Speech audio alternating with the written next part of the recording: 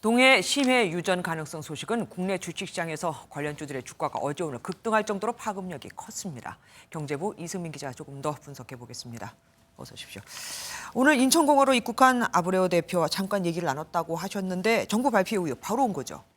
네, 윤석열 대통령이 동해 유전 가능성을 발표한 지 이틀 만에 전격적으로 방한이 이루어졌습니다. 네.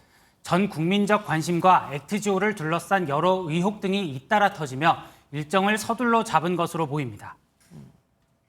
Or more clear responses for the Korean people in this very, very important project. 가장 궁금한 경제적 가치를 묻는 말에는 경제성이 높다면서도 비밀 유지 계약으로 밝히기 어렵다고 말했습니다.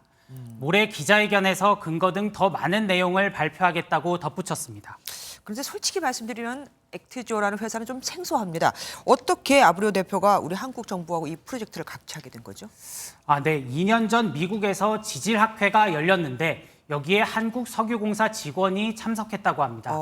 여기서 만난 것이 인연이 돼 동해 유전에 관한 얘기가 오갔고 지난해부터 본격적으로 논의가 이뤄졌다고 합니다. 네. 그 후 지명 경쟁 입찰을 통해 액트지오를 분석 용역업체로 선정했고 올해 초 정부 실무진이 미국을 찾아 아브레오 대표와 액트지오에 대해 검증을 했다고 합니다. 네. 또 액트지오의 분석 결과에 대해서도 한국지질자원연구원 등 국내 전문가들의 검증도 거쳤다고 석유공사는 밝혔습니다. 네, 그러니까 할 수 있는 여러 가지 검증은 다 해봤다 뭐 이런 것 같은데 근데 어제 대통령이 이걸 직접 발표했잖아요. 굳이 직접 했어야 했냐는 질문도 나옵니다.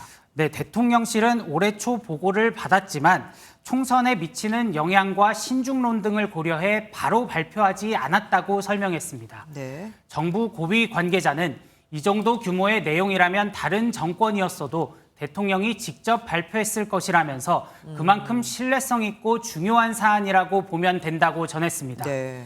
대통령실 관계자는 대통령 보고가 최근에 이루어졌고 민감한 정보라 시간을 끌지 않고 직접 대통령이 발표하는 형식을 정했다고 말했습니다. 말씀을 들을수록 뭐 기대는 점점 더 커져만 갑니다. 그렇지만 아무래도 심해 유전이다 보니까 가능성이 좀 낮지 않습니까? 네, 그렇습니다. 영일만 유전도 바닷속 깊이가 1km입니다. 거기서부터 다시 땅속에 1에서 2km 더 뚫고 들어가야 하는데 시추와 분석, 평가, 그리고 해양 플랜트 건설 등을 고려하면 상업 생산까지는 7에서 8년이 걸립니다. 시추 하나에 1,000억 원이 들 정도로 돈이 많이 들어갑니다. 바닷물이 워낙 깊이 때문에 우리가 계속 움직이는 바닷속에서 작업을 하려고 하면 모든 기능이 뛰어난 우수한 시추선을 사용해야 되고 그러다 보면 일일 사용료가 굉장히 비싸집니다.